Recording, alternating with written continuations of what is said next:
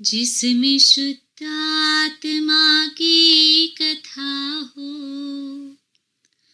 जो हरते हमारी व्यथा हो,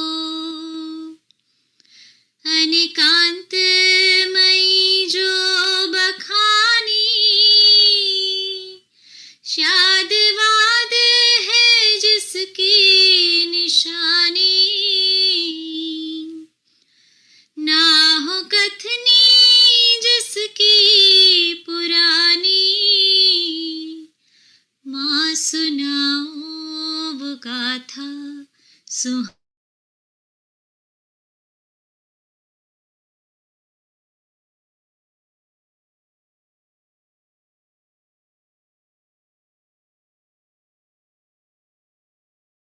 का बोझ ना हो,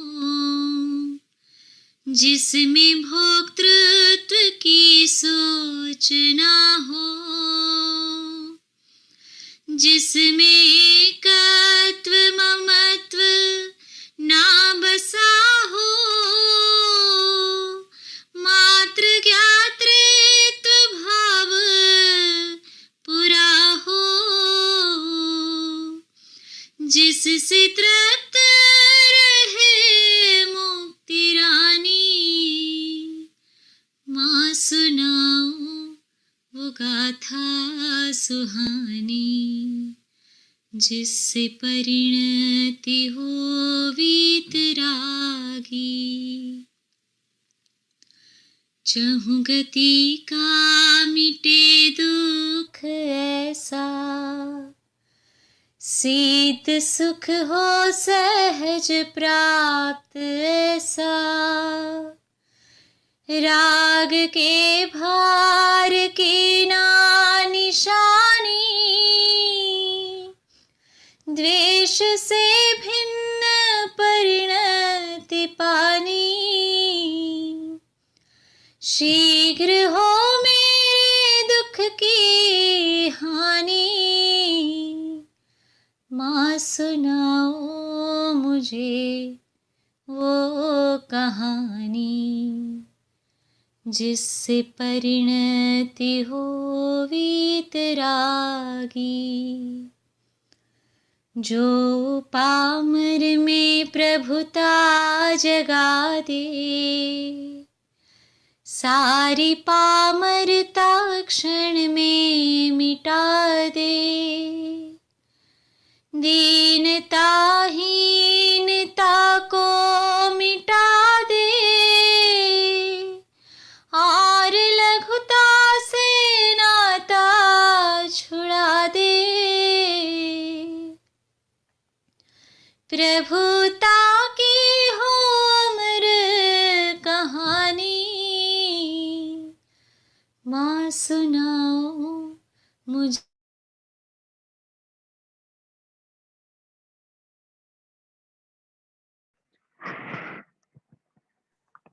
जय जिनेंद्र।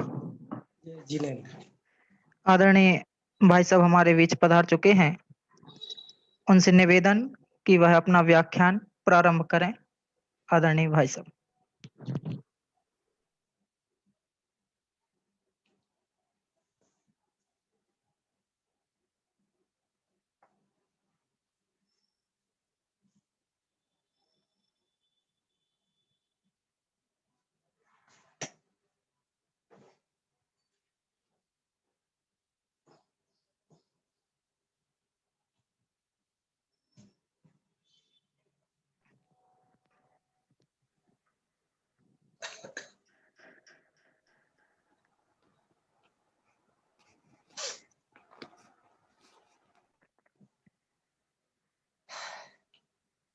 नमो जिणाणम जयदु जिणिंदो। जय जिनेंद्र। हम सब ज्योतिष जैसा महत्वपूर्ण विषय समझने का प्रयास कर रहे हैं। ये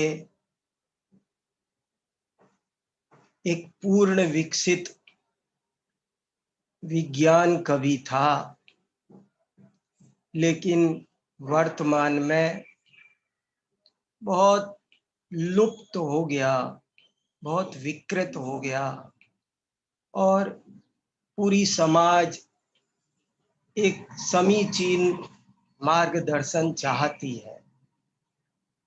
समाज में ज्योतिष को लेकर लगभग सभी लोग बड़े असमंजस में हैं।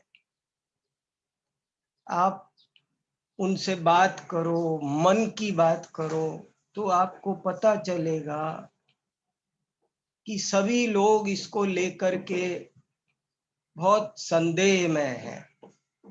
वे मानते भी हैं, नहीं भी मानते हैं, क्या करें कुछ निर्धार भी नहीं कर पा रहे हैं। तो ऐसे में उनका पथ प्रशस्त करना, उनका मार्गदर्शन करना, उनको समीचीन मार्ग दिखाना, ये जैन विद्वानों का दायित्व है, कर्तव्य है। जैन विद्वान हमेशा ही समाज की हर समस्या पर गंभीरता पूर्वक ध्यान देते हैं और उसका समीचीन समाधान करते हैं।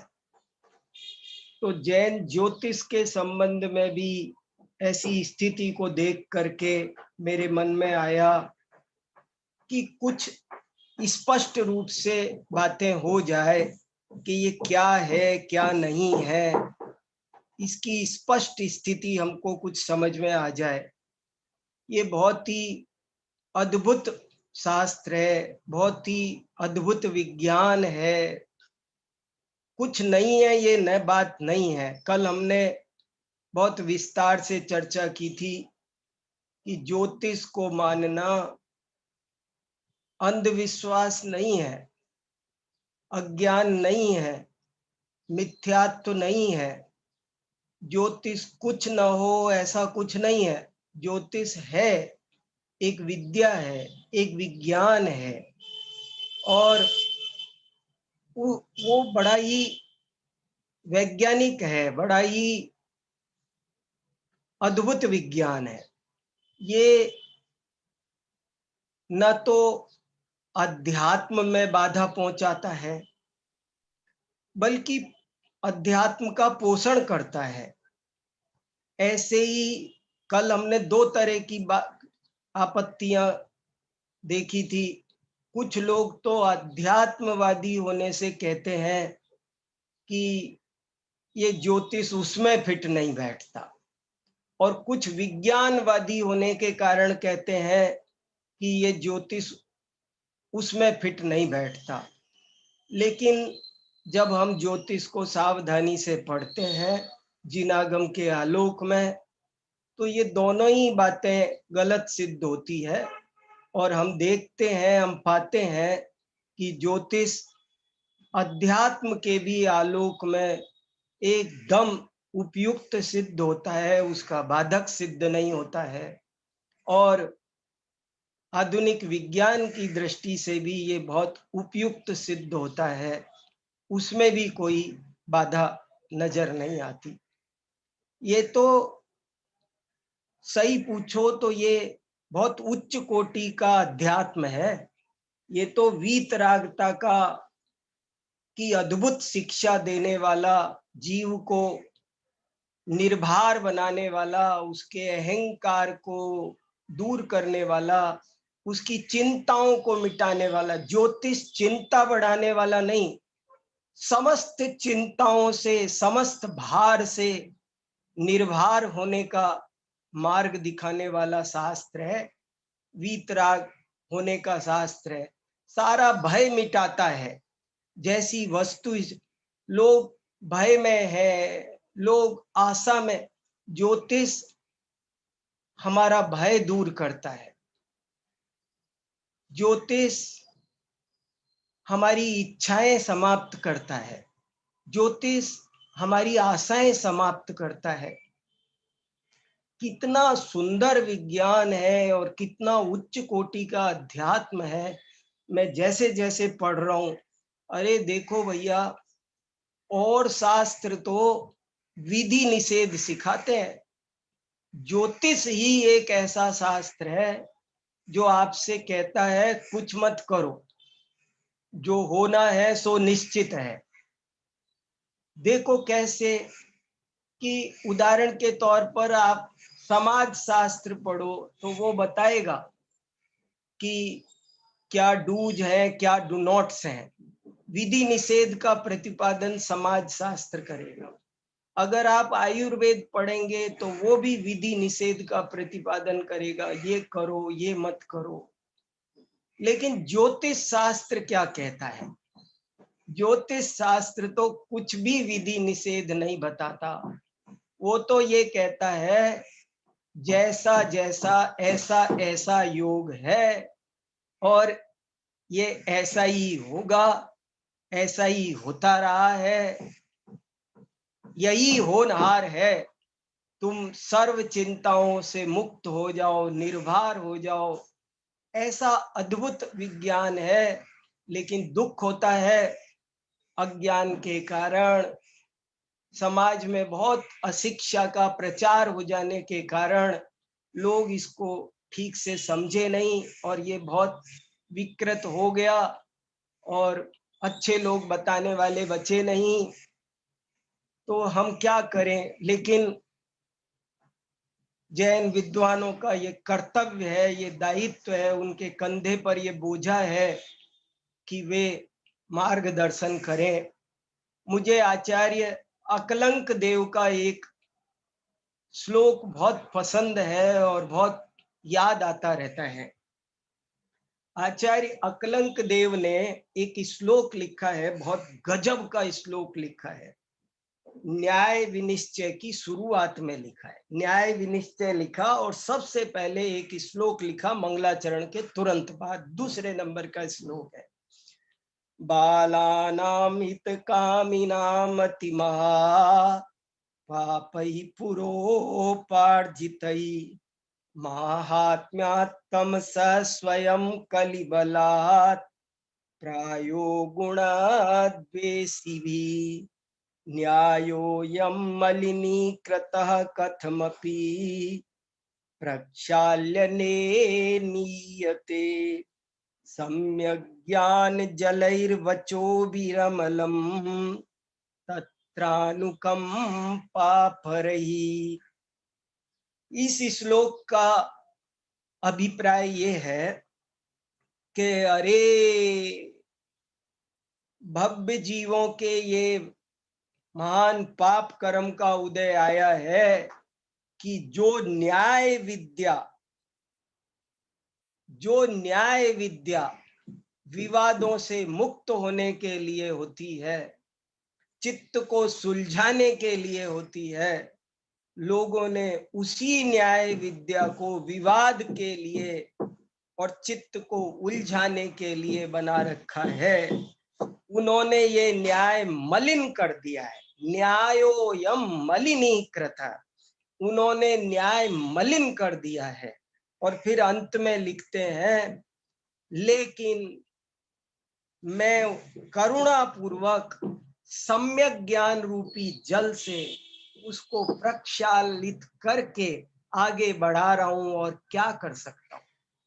ऐसे ही ज्योतिष को भी लोगों ने बहुत मलिन कर, ये बात उन्होंने न्याय पर कही है। मैं आज अपने विद्वान साथियों को बताना चाहता हूं कि ये बात मैं ज्योतिष के संबंध में भी कहना चाहता हूं कि आज लोगों ने ज्योतिष को बहुत मलिन कर दिया है। और हम तो इतना ही कर रहे हैं कि निर्मल भावना से इसे निर्मल करके जैसा है अन्यून मनतिरिक्तम याथा तथ्यम बिना च विपरीतात् उसे प्रस्तुत कर रहे हैं। ये हमारा कर्तव्य है। तो आपके सामने न्याय शास्त्र की कुछ चर्चा चल रही है और वो मैं आपको प्रस्तुत कर रहा हूं अपनी शक्ति अनुसार। क्या क्या बातें हैं देखो, कल हमने कई बातें ज्योतिष के संबंध में पढ़ ली थी, आज उससे आगे बात करेंगे। लेकिन वो एक दो बातें जरूर ध्यान में रहनी चाहिए कि ज्योतिष माने क्या। पहले तो सारी भ्रांति का मूल कारण ये होता है कि लोगों को उसका लक्षण पता नहीं होता, परिभाषा नहीं पता होती, और लोग आगे की विवाद शुरू कर देते हैं। तो हमने कल ज्योतिष की परिभाषा सीखी थी, उसे सब लोग फिर से याद रखें। ज्योतिषाम सूर्यादि ग्रहाणाम बोधकम शास्त्रम ज्योतिषम। जो ज्योतिषमान पदार्थ हैं उनका ज्ञापक शास्त्र, उनका ज्ञान कराने वाला शास्त्र ज्योतिष शास्त्र है। ये ज्योतिष शास्त्र की परिभाषा है। और तत्वार्थ सूत्र के मैंने ये 4 सूत्र आपको चौथे अध्याय में बताए थे। बहुत ही ज्यादा इंपॉर्टेंट सूत्र है चौथे अध्याय के 12वां, 13वां, 14वां, 15वां। ये 4 सूत्रों में हमारे आचार्यों ने बहुत विस्तृत ज्योतिष इसमें से निकाला है और इसमें गर्भित है। ज्योतिष कहा सूर्या चंद्रमसौ ग्रह नक्षत्र प्रकीर्णक तारकाश्च। ये सिद्धांत ज्योतिष हुआ। मेरु प्रदक्षिणा नित्य गतयो नृलोके, ये प्राकृतिक ज्योतिष हुआ।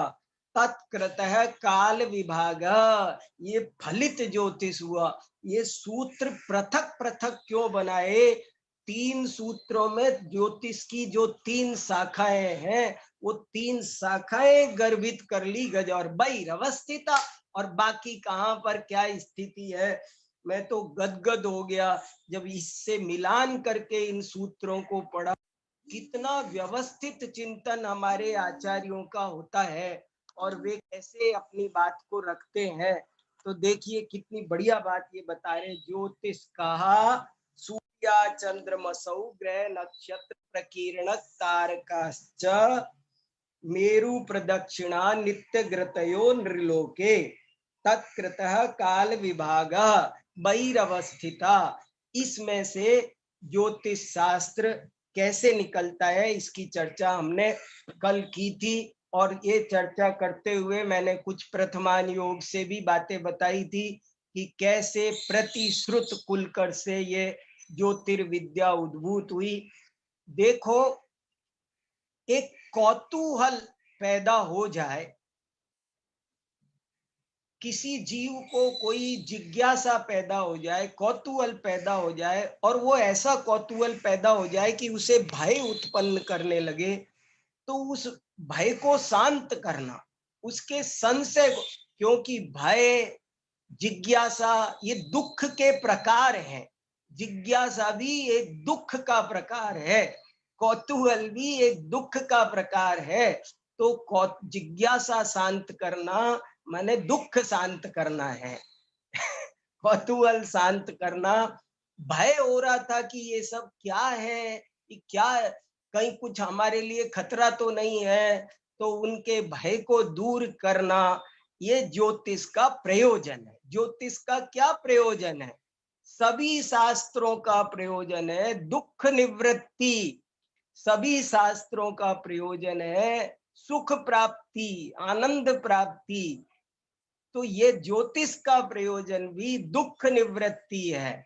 और आपको और अधिक समझ में ना आए तो इतना तो समझ में आ रहा है ना, संशयात्मा विनश्यति।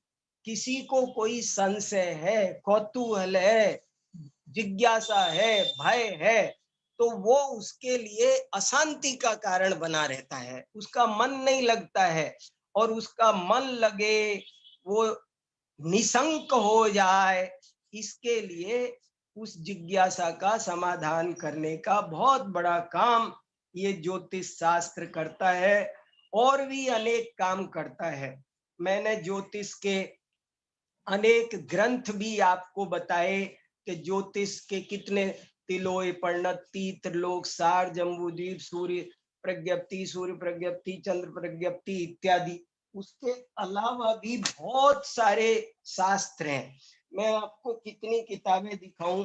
अगर देखो किसी को ज्योतिष के बारे में जानना हो तो एक ये बहुत महत्वपूर्ण किताब है भारतीय ज्योतिष। इस किताब के अब तक 48 संस्करण छप चुके हैं। देश विदेश में सब जगह पढ़ाई जाती है। नेमीचंद शास्त्री की अद्भुत किताब है, बहुत सरल ढंग से। और गजब की बात तो ये है, उन्होंने नाम रखा भारतीय ज्योतिष, जैन ज्योतिष नाम नहीं रखा। और ये सिद्ध किया है कि विश्व में जितना भी ज्योतिष है वो सब जैन ज्योतिष है। इसलिए उन्होंने जैन ज्योतिष करके उसे संकीर्ण हेडिंग नहीं दिया। और बहुत अजब गजब की बात उन्होंने इसमें बहुत सारी लिखी है, पढ़ने लायक ग्रंथ है। आपको हमको जैन विद्वानों को ये भी पता रहे, जैन ज्योतिष पर काम करने वाले एकादा विद्वान का, एकादा कृति का नाम मालूम रहना चाहिए। नेमीचंद शास्त्री ज्योतिषाचार्य। इसके अलावा उनकी एक ये किताब है, भारतीय संस्कृति के विकास में जैन वाङ्मय का अवदान। इस किताब में ज्योतिष से संबंधित उनके 10 लेख है, 10 लेख ज्योतिष से संबंधित है। और एक से बढ़कर एक लेख है, बड़े बड़े लेख है पढ़ने लायक। जैसे जैन ज्योतिष की प्रमुख विशेषताएं, जैन ज्योतिष साहित्य, ग्रीक पूर्व जैन ज्योतिष की विचारधारा, ज्योतिर्विद्या का प्रादुर्भाव, जैन पंचांग, ये सब देखो थोड़ा तो पढ़ना चाहिए। जातक तत्व और प्रारब्ध विचार, आचार्य नेमी चंद्र और ज्योतिष शास्त्र। नेमी चंद्राचार्य भी बहुत बड़े ज्योतिषी थे और ये नेमी चंद्र नाम के पंडित जी भी बहुत बड़े ज्योतिषी है। तो नेमी चंद्र और जैनाचार्य ऋषि पुत्र, हमने नाम भी नहीं सुना, एक ऋषि पुत्र और ने ज्योतिष के कितने ग्रंथ लिखे। तो ऋषि पुत्र जैनाचार्य का ज्योतिष शास्त्र को योगदान। महान ज्योतिर्विद श्रीधराचार्य, एक श्रीधर नाम के बहुत बड़े आचार्य हुए, उन पर ये पूरा पूरा लेख है। ऐसे बहुत सारे इसमें लेख हैं। मैं आपको सिर्फ थोड़ी थोड़ी जानकारी जरा सी होना जरूरी है। इसके अलावा इन्होंने ज्योतिष के कुछ ग्रंथों का परिचय दिया है यहाँ पर। और परिचय देने के बाद एक लिस्ट लगाई है और लिस्ट लगाकर ये लिखा है, एक लाइन सुनो आप इनकी, एक लेख की अंतिम पंक्ति पढ़ रहा हूं। जैन ज्योतिष साहित्य के अब तक 500 ग्रंथों का पता लग चुका है। ये 500 ज्योतिष के, जैन ज्योतिष के ग्रंथों का पता लग चुका है। और वर्णी अभिनंदन ग्रंथ में पेज नंबर 478 से लेकर 484 तक ये 7 पेज में पूरी सूची लगी हुई है। और एक गजब की बात आपको सुनाता हूं, बहुत इंपॉर्टेंट बात है, जानना जरूरी है। इतना सब देने के बाद में वो एक गजब की बात और लिखते हैं। वो लिखते हैं, प्राचीन काल में, बहुत मार्मिक पंक्ति, प्राचीन काल में जैन ग्रंथों का प्रचार सर्वसाधारण में पाया जाता था, संपूर्ण लोक में, आम जनता में पाया जाता था, जिसे बाद में कुछ संकीर्ण विचारधारा वाले लोगों ने अनेक जैन ग्रंथों को मंगलाचरण बदल बदल कर अपने में मिला लिया। देखो, ज्योतिष का ग्रंथ है, गणित का ग्रंथ है, और उन्होंने एक उदाहरण भी दिया। कैसे दिया वो भी आप देख लो। जैसे एक किताब है ज्योतिर्ज्ञान विधि, ज्योतिर्ज्ञान विधि संस्कृत में पुस्तक है, आज से 1300 साल पहले श्रीधर नाम के आचार्य ने लिखी है। इसका मंगलाचरण सुनो आप। इसका मंगलाचरण है, नत्वाजिनम स्वविरचित पाठ्य गणितस्य सार मुद्धृत्य लोक व्यवहाराय प्रवक्ष्यति श्रीधराचार्य। ये मंगलाचरण। अब ये किताब आजकल जनरल पब्लिशर्स ने छपा दी है और दुनिया में बिक रही है, चल रही है। तो कैसे चल रही है? तो पूरी किताब वही चलती है, कहीं कोई हेर फेर नहीं है। लेकिन उसका मंगलाचरण में एक शब्द बदल दिया है। ये जो मंगलाचरण था वो लिखा था नत्वा जिनम स्व, और उस जिनम की जगह पूरी किताब एज इट इज है, जिनम को शिवम कर दिया। नत्वा शिवम स्वविरचित पाय, पूरी किताब अभी भी मिलती है आपको, लाइब्रेरीज में मिलती है, बाजार में मिलती है, लेकिन उस किताब में जिनम को बदलकर शिवम कर दिया और किताब चल। तो हमारे जो लोकोपयोगी विषय हैं, हमारे जो सैद्धांतिक विषय होते हैं, वो तो पकड़ में आ जाते हैं। अगर उसमें कोई दार्शनिक चर्चा हो तो पकड़ में आ जाती है कि ये जैन ग्रंथ है, लेकिन जो ग्रंथ जीवनोपयोगी है, व्यवहारोपयोगी है, उसमें ये पकड़ में नहीं आ पाता कि ये जैन ग्रंथ है, और जल्दी से लोगों ने उसे अपना बना लिया। तो ऐसे उन्होंने बहुत सारे ग्रंथों की सूची दी और सब कुछ बताया। खैर, मैंने आपको ये सब जानकारी दी थोड़ी सी। अब उसके आगे हम बात आगे बढ़ाते हैं। तो हमने कल जरा सा यहाँ छोड़ा था अंत में कि ज्योतिष के भेद कितने हैं, इससे पता चलता है ज्योतिष का फील्ड क्या है। कल हमने मुख्य रूप से 2 भेद किए। ज्योतिष के मुख्य भेद 2 है, एक सिद्धांत ज्योतिष और दूसरा फलित ज्योतिष।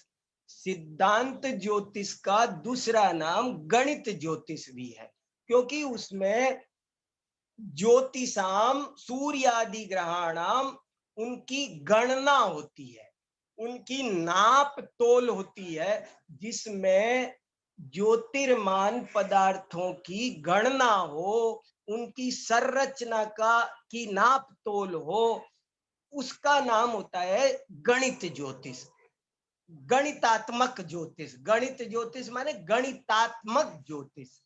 और इसकी चर्चा हमने कल की थी, और मैंने आगम में से बताया कि ये कहाँ कैसे मिलता है। लेकिन दूसरा ज्योतिष एक वो है मुद्दे का, वो सबसे दुरूह जटिल, उसे हमें गले उतारने में परेशानी होती है। आज हम उसकी थोड़ी चर्चा करेंगे।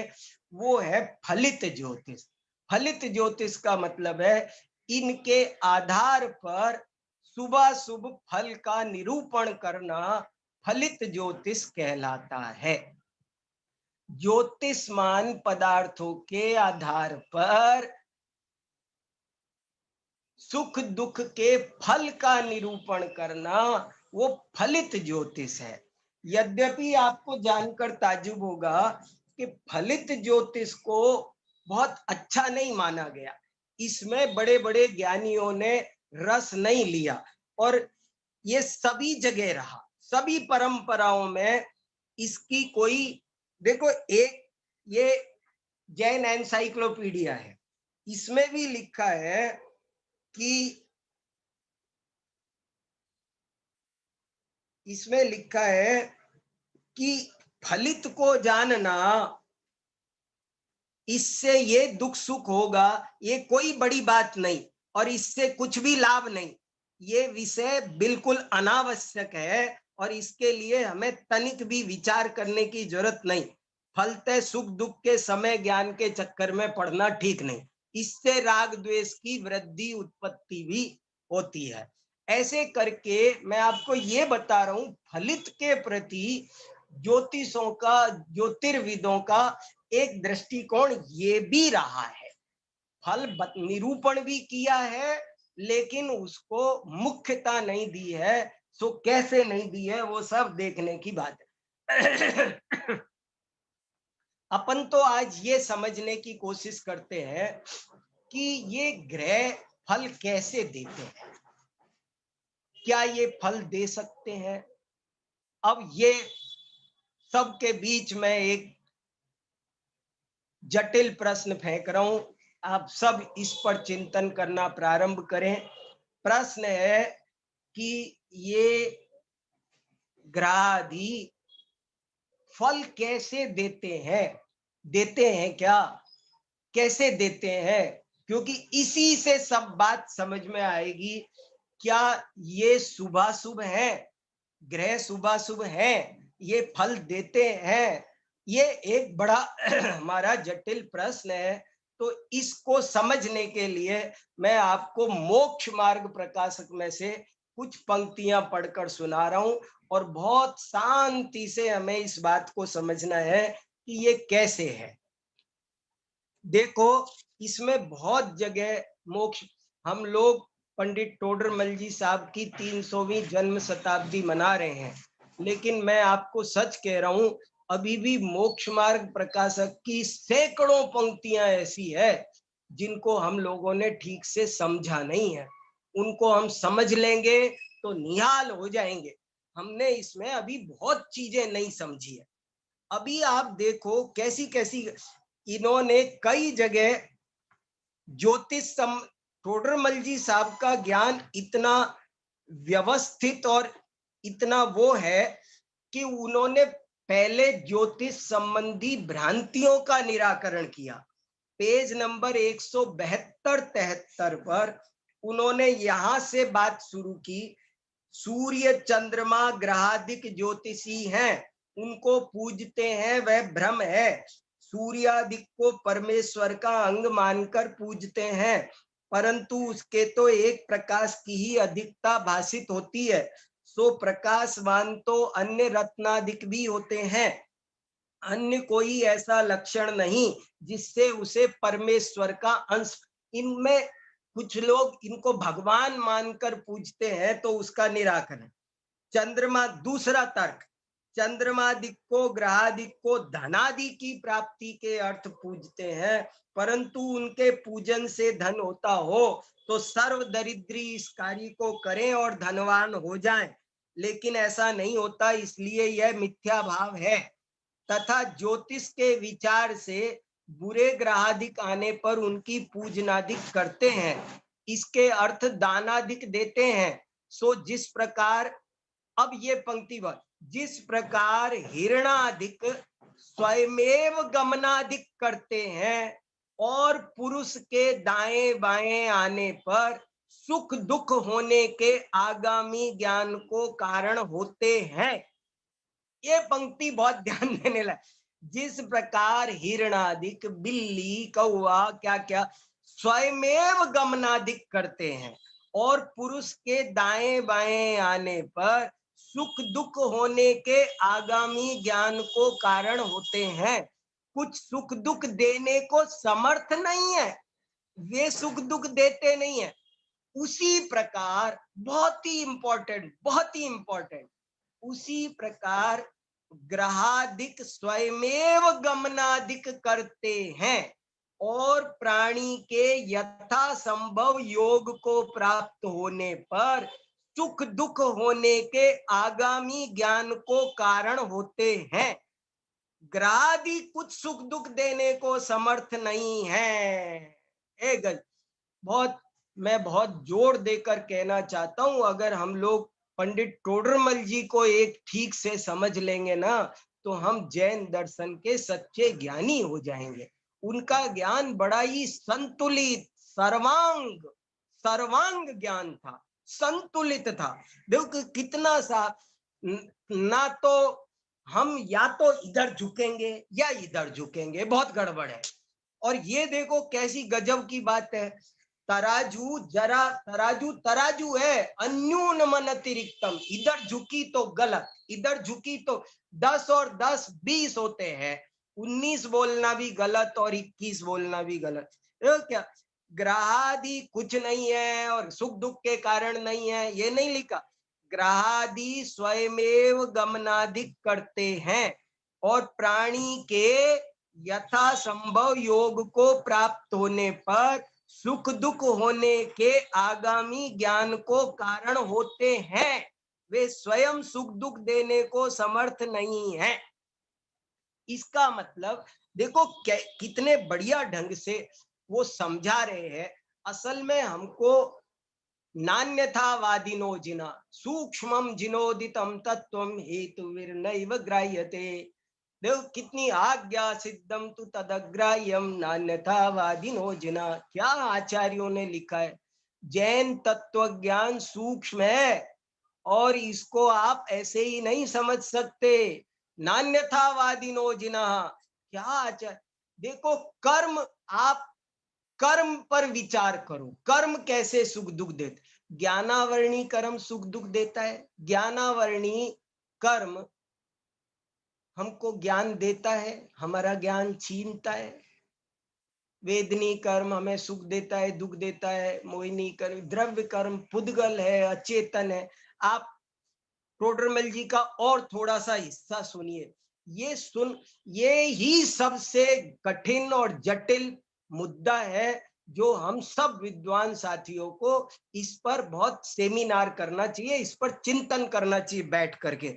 बहुत गहरी निष्पक्ष शांति से अध्ययन होना चाहिए। देखो अगला सुनाता हूं, पेज नंबर 25 से लिखा, यदि कर्म स्वयं करता हो। देखो प्रश्न था, कर्म तो जड़ है, कुछ बलवान नहीं है, उनसे आपने जीव के स्वभाव का घात होना कैसे कहा। यदि कर्म स्वयं करता होकर उद्यम से जीव के स्वभाव का घात करे, बाह्य सामग्री को मिलावे, तब तो कर्म के चेतनपना भी चाहिए और बलवानपना भी चाहिए। सो तो है नहीं। और 1000 बार अंडरलाइन करने लायक वाक्य सुनो, सहज ही निमित्त नैमित्तिक संबंध है। सहज ही निमित्त नैमित्तिक संबंध है। जब उन कर्मों का उदय काल हो, उस काल में स्वयं ही आत्मा स्वभाव रूप परिणमन नहीं करता, विभाव रूप परिणमन करता है, तथा जो अन्य द्रव्य है वे भी वैसे ही संबंध रूप होकर परिणमित होते हैं। ये लोग बार बार लिखते, पूरे मोक्ष मार्ग प्रकाशक में 20 बार लिखा, निमित्त नैमित्तिक संबंध घने हैं, सहज ही निमित्त। अभी आगे देखो, जैसे किसी पुरुष के सिर पर मोहन धूल पड़ी है, उससे वह पुरुष पागल हुआ, वहां उस मोहन धूल को ज्ञान भी नहीं था, बलवान भी पना नहीं था, उसने जानबूझ के किया भी नहीं, परंतु पागलपना उस मोहन धूल के ही कारण हुआ देखते हैं। वो जो सिर पे मोहन धूल डाली, गजब की बात। देखो क्या क्या उदाहरण दी आगे, एक जगह देखो कैसे कैसे बात कही। वहां मोहन धूल का तो निमित्त है और पुरुष स्वयं ही पागल हुआ परिणमित होता है। ऐसा ही निमित्त नैमित्तिक बन रहा है, चल रही है ये दुनिया, ऐसे ही चल रही है। तथा जिस प्रकार सूर्य के उदय के काल में चकवा चकवियों का संयोग होता है, वहां रात्रि में किसी ने द्वेष बुद्धि से बल जबरी करके अलग नहीं किए हैं, दिन में किसी ने करुणा बुद्धि से लाकर मिलाए नहीं है, परंतु सूर्योदय का निमित्त पाकर वे स्वयं ही मिलते हैं। ऐसा ही निमित्त नैमित्तिक बन रहा है। उसी प्रकार कर्म का भी निमित्त नैमित्तिक भाव जानना, ऐसा ही निमित्त नैमित्तिक भाव जानना। कैसी कैसी गजब की बातें वे लिख रहे हैं। अभी एक और सुना करके, और भी बहुत सारे हैं, पर एक और आपको सुनाता हूं। इस सब पर जोर देके देखो, आपको आनंद आ जाएगा। हमने उपादान शास्त्र बहुत पढ़ा है, निमित्त शास्त्र नहीं पढ़ा। तब जब दोनों पढ़ेंगे तो बहुत कोई कुछ कुछ करता नहीं है, ये बात हमें तब समझ में आएगी जब हमें इन चीजों को कर्ता कर्म अधिकार का पढ़कर उछल जाएंगे। जब हमको ये चीजें, अध्यात्म की पराकाष्ठा अद्भुत जैसी गजब की है। मैं बार बार कह रहा हूं, अकर्तावाद तो जैन दर्शन का प्राण है।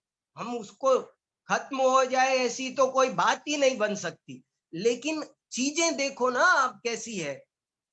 देखो आप, जैसे मन, देखो क्या कितना ये पेज नंबर 33, मति ज्ञान की पराधीन प्रवृत्ति पढ़ो आप। देखो कितना बढ़िया बढ़िया लिखा कि क्या क्या होता है। शीत के कारण ऐसा होता है, वायु के कारण ऐसा होता है, मन के परमाणु अन्यथा हो तो जानना नहीं होता है, थोड़ा जानना होता है, अन्यथा जानना होता है। तथा इस ज्ञान को और बाह्य द्रव्यों को निमित्त नैमित्तिक संबंध पाया जाता है। बहुत इंपॉर्टेंट बात। तथा इस ज्ञान को और बाह्य, एक द्रव्य दूसरे द्रव्य पर प्रभाव नहीं डालता। बात को समझना है हमें, कैसे नहीं डालता। देखो, इस ज्ञान को बाह्य द्रव्यों को भी निमित्त नैमित्तिक संबंध पाया जाता है। उसका उदाहरण, जैसे नेत्र इंद्री को अंधकार के परमाणु अथवा फूला आदि के परमाणु या पाषाण आदि के परमाणु आड़े आ जाएं तो देख नहीं सकती, तथा लाल कांच आड़ा आ जाए तो लाल दिखता है, हरित आगे आ जाए तो हरित दिखता है। इस प्रकार अन्यथा जानना होता है। तथा दूरबीन, चश्मा इत्यादि आड़े आ जाए तो बहुत दिखने लग जाता है। एक ही उदाहरण से कितनी बात बता दी। हमारी आंखें देखेंगी, लेकिन वो कह रहे हैं यदि अंधकार के परमाणु आ गए, ये मेरा चश्मा है, ये शीशे की बजाय यहाँ लोहा लगा होता तो नहीं, बताओ कैसी कैसी बात। और ये हरा चश्मा लगाओ, हरा शीशा लगाओ, पीला लगाओ, तो वो कहते जैसा हरा लगा हो तो हरा दिखता है, पीला लगाओ तो पीला दिखता है, लाल लगाओ तो लाल दिखता है, और लोहा लगाओ तो नहीं दिखता है। अंधकार के परमाणु आ जाए तो नहीं दिखता है, प्रकाश कम ज्यादा हो तो नहीं दिखता है। दूरबीन, चश्मा और दूरबीन लगा दो तो और भी ज्यादा दिखता है। तो बोले ये आ जाए तो बहुत दिखने लग जाता है। प्रकाश, जल, हिलव्वी कांच इत्यादि के परमाणु आड़े आ जाए तो जैसे का तैसा दिखता है। इस प्रकार अन्य इंद्रियों तथा मन के भी यथा संभव जानना। और गजब की बात सुनो, मंत्राधिक के प्रयोग से अथवा मदिरा पानादिक से अथवा भूतादिक के निमित्त से, ओ हो, मंत्रादिक, मंत्र शास्त्र नहीं है ऐसे हमारे बहुत विद्वान साथी मैं कहते सुनता हूँ, किताबों में लिखते, कहते मंत्र मंत्र कुछ नहीं होता। अरे कैसी बात कर रहे हो, मंत्र कुछ नहीं होता। समंत भद्राचार्य सम्यक दर्शन का उदाहरण देते हैं। नांगहीनम बलम चेत्तुम नांगहीन मलम नहीं मंत्रोक्षर न्यूनो नियंती विस्वेदना। जैसे अक्षर न्यून मंत्र विस्वेदना दूर नहीं कर सकता, ऐसे अंगहीन सम्यक दर्शन जन्म संतति का छेद नहीं कर सकता। तो मंत्र शास्त्र है तब ना, मंत्र होते तो, मंत्र थे तब तो, विकृत मंत्र थे तो विकृत देवियां प्रकट हुई पुष्पदंत भूतबली के, और अगर मंत्र ठीक कर दिया तो सर्वांग सुंदर देवियां प्रकट हुई। तो मंत्र नहीं है ऐसा आप नहीं कह सकते। टोडरमल जी मानते मंत्रादिक के प्रयोग, मंत्रादिक में अचिंत्य शक्ति है, मंत्र शास्त्र नहीं है ऐसा कैसे कह सकते हैं। और मंत्र शास्त्र से कर्तावाद सिद्ध नहीं होता है। लेकिन ये एक गजब की बात आप देखो, ये कोई पढ़ने वाला जैन दर्शन का प्रकांड विद्वान चाहिए जो इन सब चीजों को बहुत अच्छे से कोऑर्डिनेट करके समझा सके, नहीं तो गड़बड़ बहुत हो रही है। जो तत्वज्ञानी है वे समझा नहीं रहे, अज्ञानी इनके बहाने मिथ्यात्व का पोषण कर रहे हैं। देख कैसे उदाहरण दिए, भूतादिक के निमित्त से थोड़ा जानना होता है, अन्यथा जानना होता है। ऐसा ही सहज निमित्त नैमित्तिक संबंध है। कितनी सा तो बार बार बार बार पंडित जी साहब ने ऐसा लिखा है। तो भैया इन सब विषयों पर थोड़ा चिंतन करो कि क्या है क्या नहीं है। ये देखो, मैं एक वाक्य बोलता हूं, आप सब शांति से उसे सुनो और उस पर चिंतन करो। निश्चय से देखा जाए तो कोई भी द्रव्य, कोई भी क्षेत्र, कोई भी काल, कोई भी भाव शुभ या अशुभ नहीं है। लेकिन उपचार से देखा जाए, व्यवहार से देखा जाए तो प्रत्येक द्रव्य, प्रत्येक क्षेत्र, प्रत्येक काल, प्रत्येक भाव वो शुभाशुभ है। उस पर शुभाशुभ का आरोप किया जाता है। क्षेत्र भी शुभ अशुभ होते हैं, काल भी शुभाशुभ होता है। अगर काल शुभाशुभ नहीं होता हो, क्षेत्र शुभाशुभ नहीं होता हो तो तीर्थ क्षेत्र की अवधारणा नहीं बनेगी, पर्वों की अवधारणा नहीं बनेगी। हम काल, उचित क्षेत्र का, काल का ऐसा ही निमित्त नैमित्तिक संबंध है। जीव पर प्रभाव पड़ता है, एक एक जरा जरा सी बात का प्रभाव पड़ता है। काल का बहुत बड़ा प्रभाव पड़ता है, क्षेत्र का बहुत बड़ा प्रभाव पड़ता है। हम वही पूजा समेत शिखर में जाकर करें, वही पूजा हम भगवान के मोक्ष कल्याण के दिन करें, तो हमारे भाव कुछ और हो जाते हैं।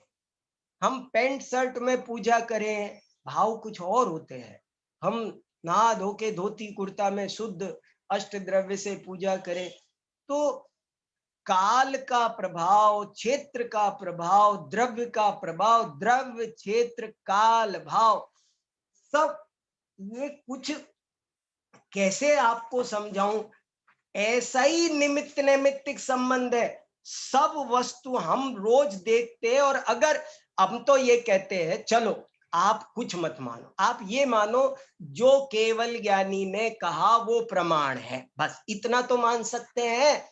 जो निमित्त उन्होंने बताए हैं उनमें मानने में हमें क्या आपत्ति है। इस हर चीज पर, पूर्णिमा के दिन समुद्र में ज्वार भाटा आता है, क्यों आता है? अमावस्या के दिन ही सूर्य ग्रहण होता है, पूर्णिमा के दिन ही चंद्र ग्रहण होता है। पूर्णिमा हो तो समुद्र में ज्वार भाटा आता है, पूर्णिमा का प्रभाव। कैसे नाना चीजों का प्रभाव, वनस्पति का प्रभाव, खाने का, ज्योतिष हमको काल ज्ञान कराता है, उचित काल ज्ञान कराता है। हर चीज का एक उपयुक्त समय होता है, हर चीज, खाने का, सोने का, नहाने का, कौन चीज कब खाना। आपने दही सुबह खाया तो कुछ और गुण करता है, रात को खाया तो वही, दिन में खाओ प्रातः काल का दही तो बोले ददना जगत मंगलम लिखा, और रात में दही खाओ तो समस्त व्याधियों का मूल लिखा। खीरा बोले सुबह का खीरा हीरा, दोपहर का खीरा नीरा, और शाम का खीरा पीरा। ये क्या है? ये काल ज्ञान है भाई साहब। मैं आप सबसे बहुत शांति से चीज को समझने का, बहुत विनम्रता से आप पर प्रेशर नहीं डाल रहा हूं। आप चिंतन करो, सोचो चीजों को, हर चीज का हमारे शरीर पर। आपने गेहूं खाया, बाजरा खाया, एक तो वो आपने बादाम खाई, एक ही बात है। गेहूं खाते हैं, जैसा खाओ अन्न वैसा होवे मन। ये क्या होता है भाई? क्यों होता है? एक द्रव्य दूसरे द्रव्य का कुछ करता नहीं है। बादाम खाओगे तो और बात होगी, गेहूं खाओगे तो और बात होगी, चावल खाओगे तो और बात। क्षेत्र का फर्क पड़ता है, काल का फर्क पड़ता है। और क्यों पड़ता है? ग्रहों का फर्क पड़ता है। क्यों पड़ता है? पड़ता है। ऐसा ही सहज निमित्त नैमित्तिक है। उसमें सेव फल खाते हैं तो उसका शरीर को गुण मिलता है कि नहीं? An apple in a day keeps doctor away. तो उस एप्पल को कुछ ज्ञान है कि मैं इसके शरीर में जाकर के ऐसा ऐसा करूं। वो कैसे विरेचन करेगा उसे पता। त्रिफला जाकर विरेचन करती है, कैसे करती है? उसे कुछ ज्ञान है? कोई उद्यम करती है? नहीं करती है। पेड़ की छाया में जाके बैठो तो पेड़ बुद्धिपूर्वक छाया नहीं देता है। ऐसा ही ये अद्भुत है। हर मसाले, हर मसाले का अपना अपना कैसे कैसे प्रभाव पड़ता है। हल्दी खाओ तो उसका अलग रूप है। में तो इसलिए कैस इनको कर्ता मान लिया तो गए काम से। अगर इनके निमित्त नैमित्तिक संबंध वो भी जैसे केवली ने कहे हैं वैसे अगर हमने नहीं स्वीकार किए, बहुत सारा ज्ञान लुप्त हो गया। तो अपने को, मैं कहता हूं हमें प्रश्न का उत्तर ना मिले लेकिन शंका का समाधान तो हो सकता है। शास्त्रों में जगह जगह वीरसेन आदि आचार्यों ने लिखा, गोदमो एत्थ पुच्छे, वो जैसा केवली देखा वैसा प्रमाण। हम कौन होते हैं इस बारे में निर्णय देने वाले? तो मुहूर्त का मतलब यही होता है कि उचित काल, कालाचार की बात शास्त्रों में खूब आई है। पढ़ने का एक समय है, नहाने का एक समय है, कृषि का एक, मैं एक उदाहरण देता रहता हूं ना आपको कि देखो वही खेत है, ज्योतिष की देन देखो, ज्योतिष हमें, ज्योतिष क्या देता है हमें, ज्योतिष का योगदान, ज्योतिष हमें काल ज्ञान कराता है। उचित काल पर सब काम करो, हर चीज का एक समय है। वही खेत है, वही बीज है, वही जमीन है, वही किसान है, सब कुछ वही है। लेकिन जो बीज दिसंबर में बोना चाहिए वो जून में बो रहे हो तो खेती नहीं होती है। ये काल का प्रभाव है। आप शांति से निष्पक्ष होकर चिंतन करो, हमारे तन पर, मन पर ये प्रभाव नहीं पड़ता है। सर्दी है, गर्मी है, बारिश है, इनका प्रभाव नहीं पड़ता है, वस्तुओं पर प्रभाव पड़ता है। बारिश के दिन हो तो आटे की मर्यादा 3 दिन, और गर्मी के दिन हो तो आटे की मर्यादा 7 दिन। क्यों? काल तो कुछ करता ही नहीं है, काल का क्या प्रभाव है? चीजें क्यों खराब हो रही है? दाल खराब, काल के कारण चीजें खराब होती हैं। दाल खराब होगी, काल का प्रभाव पड़ा कि नहीं पड़ा? ग्रहण लगता है तो नाना प्रकार के गलत काम करो तो नाना प्रकार की गलत काम हो जाते हैं। कैसे हो जाते हैं?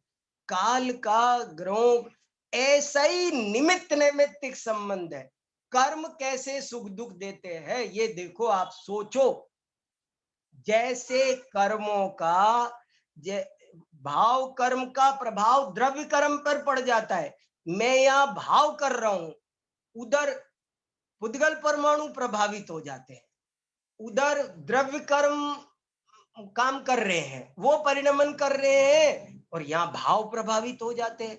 ऐसा ही सहज निमित्त नैमित्तिक संबंध है, कोई किसी का किया धरा हुआ नहीं है। इसलिए इस चीज को बहुत अच्छे से, सावधानी से, संतुलित वे में हमें इन सब चीजों को समझना पड़ेगा, तभी जाकर के ये सब चीजें समझ में आएगी तो आनंद आएगा। देखो, मेरे पास प्रश्न भी बहुत सारे आए हैं और मैं, कई लोग प्रश्न दे रहे हैं, बहुत सारे, सब लोग आप प्रेम से सुन रहे हैं। भाई साहब अभय जी ने भी सुना, ये मेरे लिए बहुत सौभाग्य की बात है।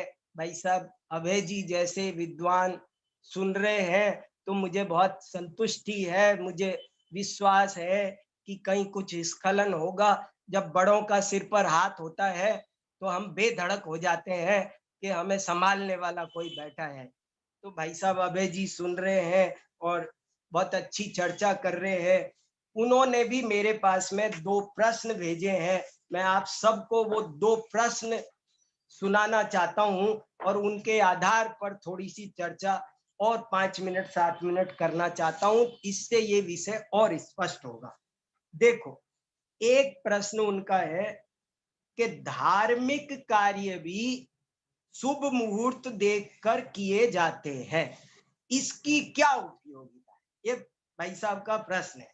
धार्मिक कार्य भी शुभ मुहूर्त देखकर किए जाते हैं, इसकी क्या उपयोगिता है? देखो इसी से सिद्ध हो गया ना भाई साहब कि मुहूर्त देखकर काम किया जा रहा है। धार्मिक काम भी, बड़े बड़े आचार्य भी प्रतिष्ठा का मुहूर्त निकालते हैं, सब कामों के, धार्मिक कार्यों का मुहूर्त मुहूर्त माने, मुहूर्त शब्द को मैं सिंपल भाषा में कहूं तो मुहूर्त का मतलब है उचित समय। अनुचित समय पर काम करो, जैसे मैंने अभी उदाहरण दिया, अनुचित समय नहाओ, अनुचित समय सोने का समय है। अगर गलत समय सोएंगे तो वो गुण नहीं मिलेगा।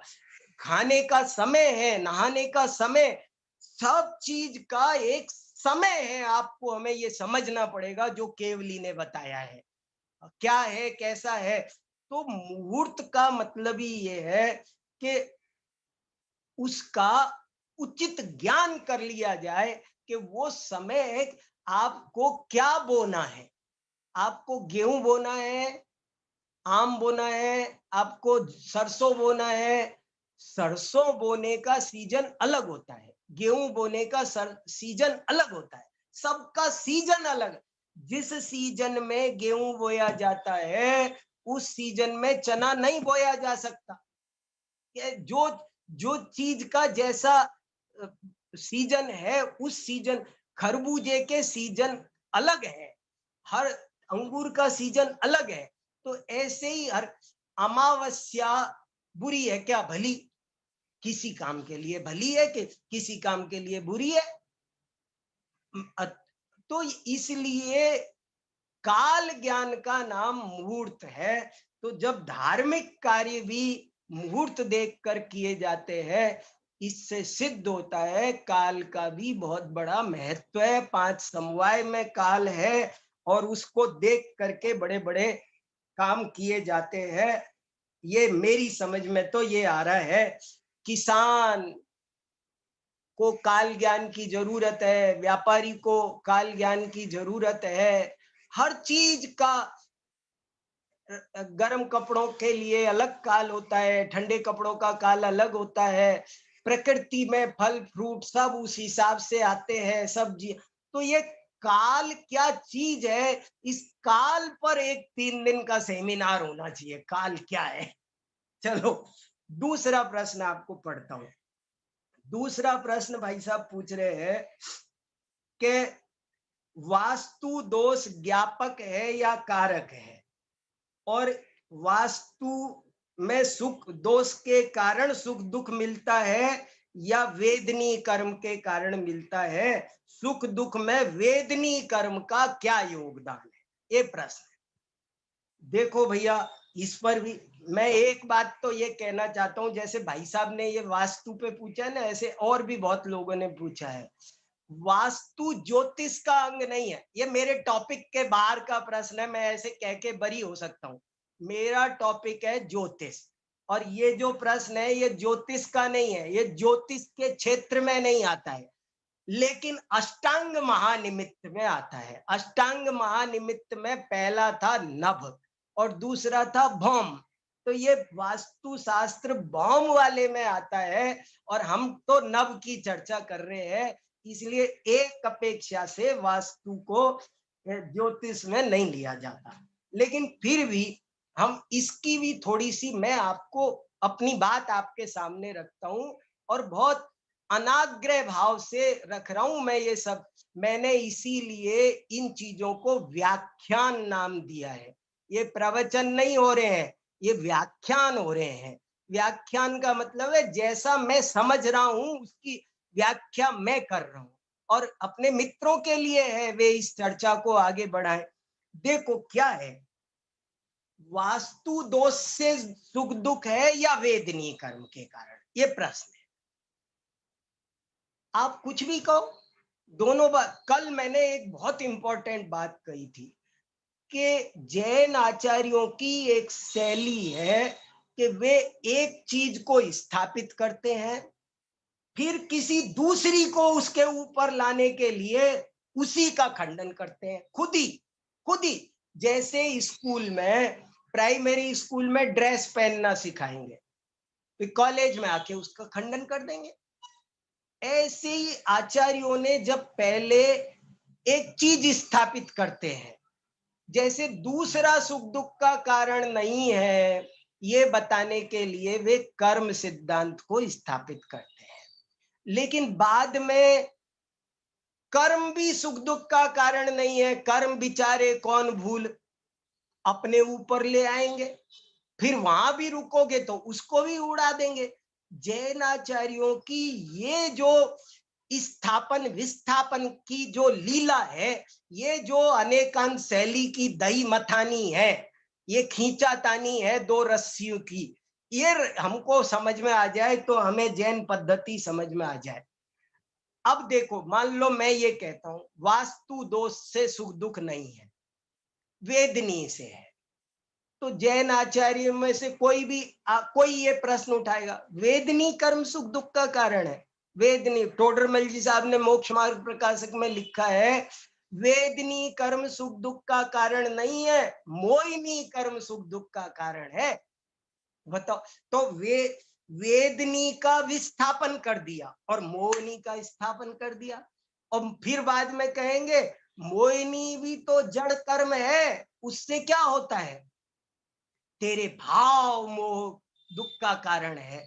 ऐसे चीजों को तो जब यदि जिनवाणी में भौम निमित्त की चर्चा आई है, और जब बड़े बड़े आचार्य ये लिख रहे हैं कि वास्तु के आधार पर भी जीवों के त्रिकालवर्ती सुख दुख का कारण जाना जा सकता है, निमित्त है, तो हमें उसे नकारने की क्या जरूरत पड़ी है, हम क्या करें। मुझे लगता है कुछ नहीं है इसमें। ये देखो, वास्तु शास्त्र क्या है, मैं बहुत शांति से सोचता हूँ, वास्तु शास्त्र कुछ नहीं है, ये एक बहुत प्रैक्टिकल और ये साइंस है, ये व्यवहार है। सब चीजें क्लॉकवाइज है दुनिया में, सब चीजें क्लॉकवाइज। ये पंखा क्लॉकवाइज घूमे, हम एक अगर भगोनी में कड़छली भी चलाएंगे तो क्लॉकवाइज चलाएंगे, अगर एंटी क्लॉकवाइज चलाई तो क्या होगा, कष्ट होगा। मैं इस पॉकेट में रूमाल रखता हूं तो आसानी से निकाल लूंगा, इसमें रखूंगा तो क्या होगा, कष्ट होगा।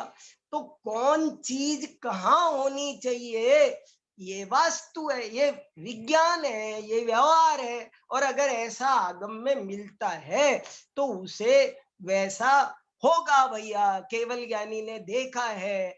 हम लोगों को जो नहीं जानते हैं तो उनके खंडन में पड़ने की कोई जरूरत नहीं है। आगम में जो चीजें जैसी कही है, एक प्रश्न ये भी है कि क्या मकान में तोड़ फोड़ कराए तो वास्तु ठीक हो जाएगी। देखो, एक गजब की बात ये भी सुनो आप, होता वही है जो होना होता है। मैं बार बार कह रहा हूं, आप ज्योतिष पढ़, जैसे अपन कह रहे हैं जैन दर्शन का सार है क्रमबद्ध पर्याय, मैं आपसे कहता हूं ज्योतिष का सार है क्रमबद्ध पर्याय। अरे तेरे करने से होता है, होना हो। देखो, ये सारे अष्टांग निमित्त हमारे मिलाए नहीं मिलते। स्वप्न में ला सकता हूं कि ऐसा स्वप्न आना चाहिए मेरे, ऐसा नहीं आना चाहिए, कुछ नहीं होता। हमारे हाथ में नहीं है आठों के आठों निमित्त, अष्टांग महानिमित्त। आप कितनी भी कोशिश करो, मुझे कौवा नहीं बोलना चाहिए जब मैं जाऊं तो तोता बोलना चाहिए। अरे तोता बोलना चाहिए, तेरे हाथ में है, जो कौवा बोलना होगा तो माने होगा। तादृशी जायते बुद्धिर्व्यवसायाश्च तादृश सहाया तादृशा संति यादृशी भवितव्यता। देखो, दवाई से रोग ठीक होता है कि नहीं, मेरे सिर में दर्द हो रहा है, अब मैं डिस्प्रिन खाऊं तो ठीक होगा कि नहीं। आप छोड़ो ये ग्रह नक्षत्र वास्तु की बात, आप इस दवाई पे विचार करो कि मेरे सिर में दर्द हो रहा है, सुबह से हो रहा है, 5 बजे तक बैठा रहा और डिस्प्रिन खाई तो ठीक हो गया, और अभी और 2 घंटे नहीं खाता तो 2 घंटे।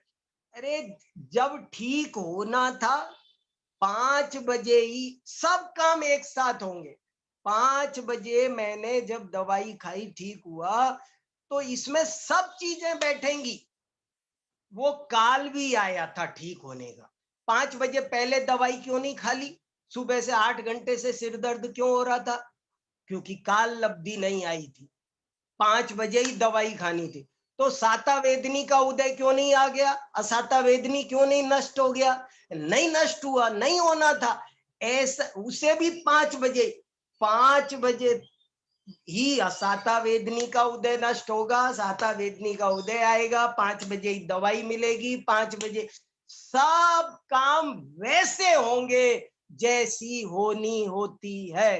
होनहार बलवान है, होनी को कोई नहीं टाल सकता। यही ज्योतिष शास्त्र का संदेश है। ज्योतिष शास्त्र हमारे सारे भय को, चिंता को, आशा को दूर करके हमें निर्भर बनाता है, ऐसा मेरी समझ में आ रहा है। कोई इससे अज्ञानता का पोषण करे तो ये उसकी गलत समझ है।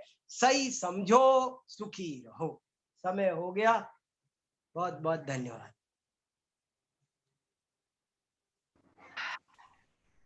गणतंत्र जी, गणतंत्र जी,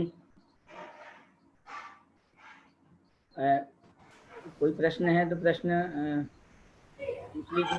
5 मिनट का वक्त है। गणतंत्र जी आप संभालें।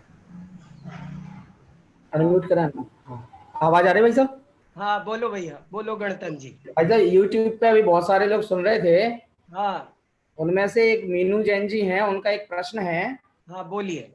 इस सूतक पातक का आधार भी क्या ज्योतिष है? अगर हाँ तो सूतक पातक को ज्योतिषीय रूप में समझाने का कष्ट करें। का ज्योतिष काल ज्ञान है, काल ज्ञान। ज्योतिष से काल ज्ञान होता है। और ये जो सूतक पातक है ना जी, इसके पीछे तो बहुत सारा समाज शास्त्र भी है। ज्योतिष का विषय ज्यादा नहीं है, ये समाज शास्त्र का विषय ज्यादा है। सूतक पातक फिलॉसफी नहीं है, सोशियोलॉजी है। सूतक पातक फिलॉसफी नहीं है, सोशियोलॉजी है। और वो अलग टॉपिक है, अभी नहीं छेड़ सकते, उसके लिए थोड़ा लंबा समय चाहिए।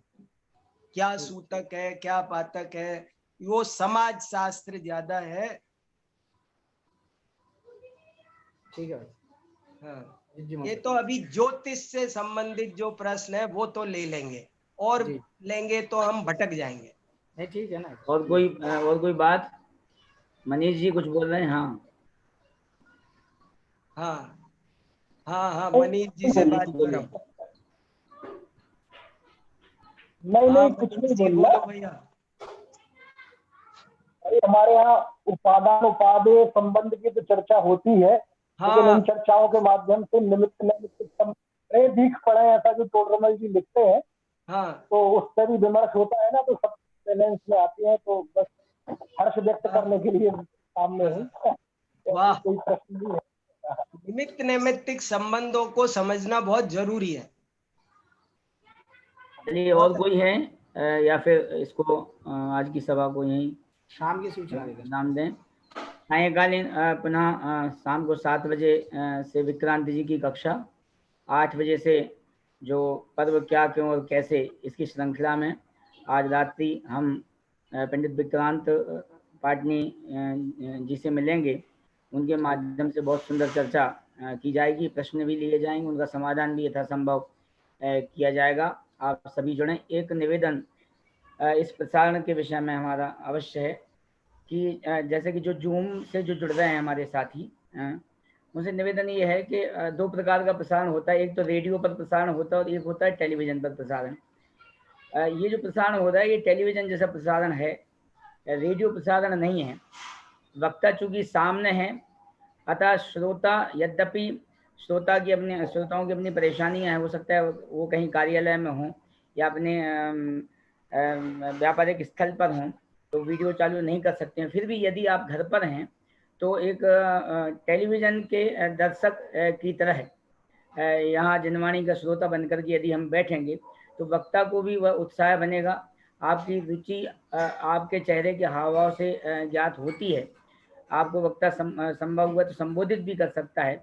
ये आपसे निवेदन। और जो हमारे साधर्मी जन यूट्यूब पर जुड़े हुए हैं, बहुत अच्छी बात है।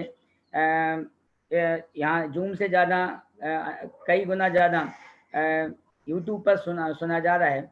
उनसे भी निवेदन है कि अभी जूम में बहुत जगह है, यदि आप यहाँ जुड़ें और वीडियो खोल करके आप प्रत्यक्ष रूप से श्रोता बने तो बहुत खुशी की बात रहेगी, आपको विशेष उपयोग इसमें लगेगा। यही मेरा निवेदन था। हम जनवाणी की विनय करते हुए इस सभा को विराम देंगे। निज निधि निज में बताई, यह अनंत उपकार है उसके लिए जिन वाणी माँ को वंदना सतभार है। जय बोलिए जनवाणी माता की जय।